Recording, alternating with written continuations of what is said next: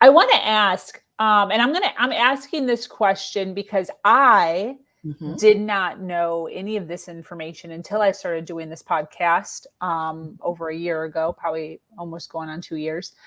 Um, and I'm going to ask so that you can explain it to the audience who, much like me, was Mm-hmm. completely naive. Yes. Um, Equality, equity, inclusion. Yes. Can you give us a little rundown on that?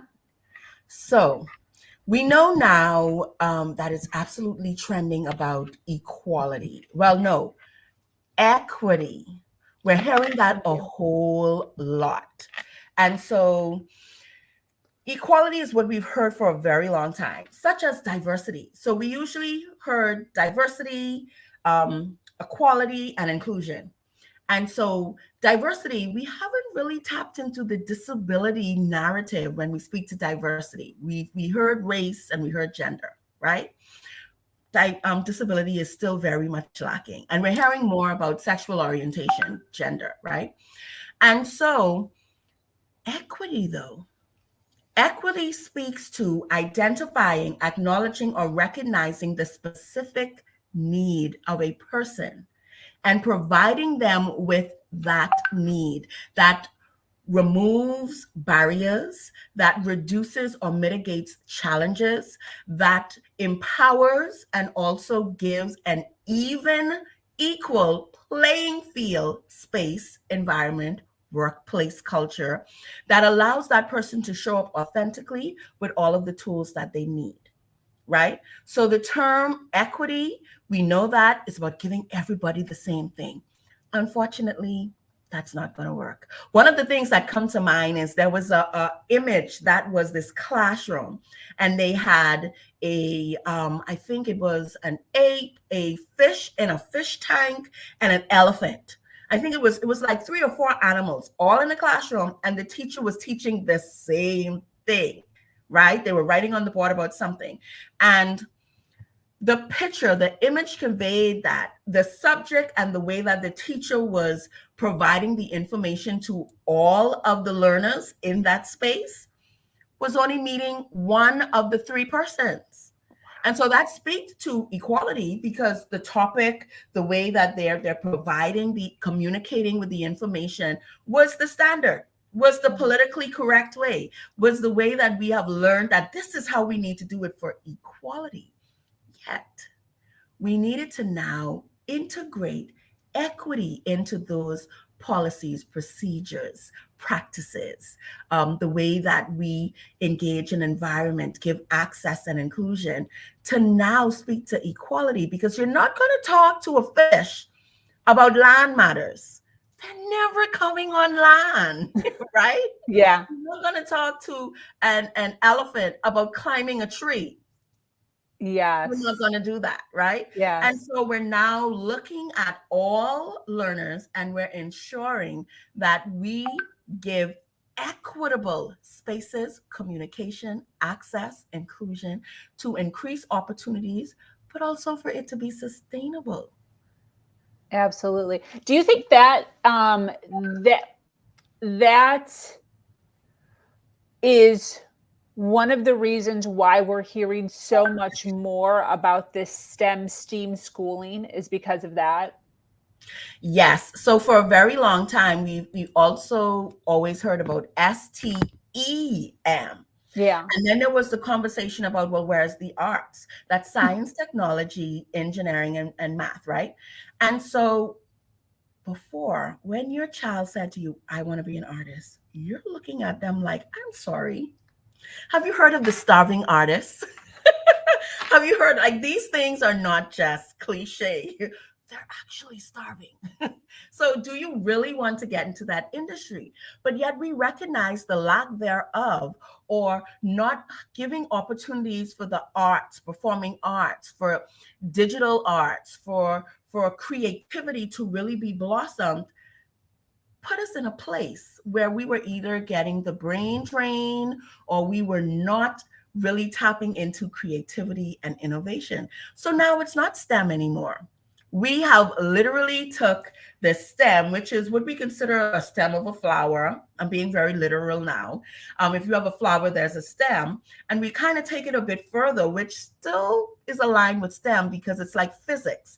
Water can be ice, and it can be steam, and it can be liquid.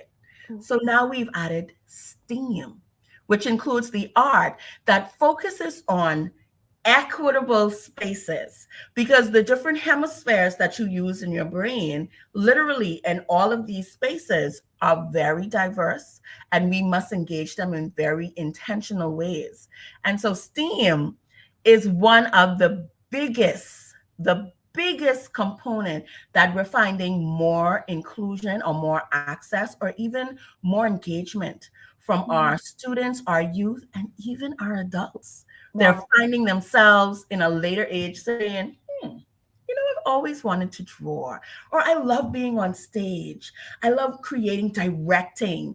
And these are now available to them with no shade. We say no shade, no tea when we're trying to say, we trying to give you the in to let you know this is where you need to be. Now they have access without having to raise their hand and say, excuse me, but I'm into the arts. Is there a space for me? We've now included it. So it's STEAM. It's no longer STEM. Yeah. Is that across the board? Are they making adjustments? Say it for me one more time. Are they making adjustments so that it's across the board STEAM now? Yes, and you're finding it in very, very equitable ways. And I say that purposefully. So for us within the community of disabilities, you're now finding a lot of guilds that speak to actors with disabilities, dancers with disabilities, inclusive interpretation. I think I just saw today where they said that Israel has their first deaf and blind acting group. It is growing in such a quick way. I think we're kind of catching up to it, but also we're being very intentional with it, especially here in the Bahamas. And being a disability inclusion consultant, we're working on STEM for oceans, right? We don't have the STEAM in there as yet because we're focusing on climate change. We're focusing on how persons with disabilities impact that, can engage in being an active player in climate change ecosystems. And so we're now launching summer programs that speak specifically to youth with disabilities. And then we also have another component, which is Bahamas Artist Movement, which speaks only about the arts. And so having the conversation about separate and apart and also inclusion is very important. So in our community, we're used to hearing, oh, special needs, so we need to send you over to the left. Oh, you're a student with a disability, so go ahead and go around the corner, register for that, and that's for you. But yet within our office, within the Office of Disabilities and Compliance, which is in the Bahamas at the University of the Bahamas, we are speaking to inclusive education. So we're now giving tools for your toolbox to not just think about it as something that has to be separate. We're going to watch in real time STEM become STEAM in all areas because we're still trying it out. We're figuring out how can we add it, but we're also recognizing that this type of inclusion and integration is part of the sustainable narrative. That's fantastic. Yeah. What is an ecosystem? So an ecosystem is how an environment or a space is designed for its most effectiveness, sustainability. So I'm in the Bahamas, so I'm going to keep referencing to the Bahamas, the Caribbean, those type of environments. So for us, we are very, very interested in ensuring that small states are able to develop, are able to retain and manage what we have. So we have a vast body of water and a small island. So New Providence is 7 miles by 21 miles. Yet our population is over 400,000. right? And that's like a kind of drop in the bucket for all of the numbers that are worldwide, right? Yeah. Yet we have to be active players, active nation builders, and thinking along the lines that Gilligan's Island was not just a show. Gilligan's Island, and for those who don't know anything about that, it showed a group of persons who were stranded on an island and they literally had to make that their home. So they used everything that was native and natural to the spaces. So small island nations like the Bahamas, we have to recognize that our impact, whether it is trash, whether it is the type of materials we bring in, we manufacture, whether it is our native fruits, our sea, our animals and our ecosystems, the way they live in the water, our fish, all of that is important that we take the steps to sustain it and to allow it to grow. And so the STEM for Oceans program for youth with disabilities, I kind of love it because it shows off that youth with disabilities not only can show up in these areas, but we know a little bit of thing or two that we can give to access and inclusion on how we can do it in a very creative and innovative way that we're not used to doing because we're so used to saying, we'll develop this program and throw it to the side.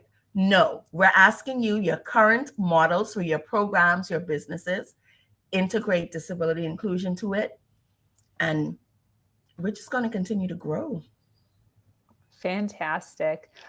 Shannon wrote a comment here too, if you want to read that out loud. Sure. I was blessed to go to an inclusive high school back in the 1990s. We had children of all abilities in our classes with aids if necessary. Was amazing to see people present or engage in elective classes. Awesome that that is happening now. Listen, that is the moment, right? That is the shift that all of us have access to when we're non-disabled because we're in these spaces that were kind of craft for non-disabled persons. You didn't really think about ensuring that there were access ramps. The doorways were wide enough. The tables that you provided was a certain height in case a person was sitting in a wheelchair or may live as a little person. Also, the teachers was giving access to the resources and the equipment and the procedures and the classroom styles that made sure all of the learners were able to receive the content, whether they were a ape, a fish in a fish tank, or an elephant. You were able to learn and gain and select different classes that was aligned with you, that you knew this is my passion, I want to learn more. And so inclusive classrooms are important. And I'm so glad that you got to experience that because another invaluable component of living with a disability or even in a marginalized group, so that's low income persons who may not have the finances or the availability because of not only their gender but their race or where they're located on Earth, it allowed them to now engage in a very real way, but also, and here's the kicker, non-disabled persons recognize that life is not over if you acquired a disability. A disability is so intersectional. By the time you're about 70, senior age, whatever you want to coin it as, those eyes, those knees, those hips, they're tired. It's a muscle. And so all of the things that we demand in our community, the access, the inclusion, you're going to use them in your age to be not only successful, but just fulfilled. Yeah.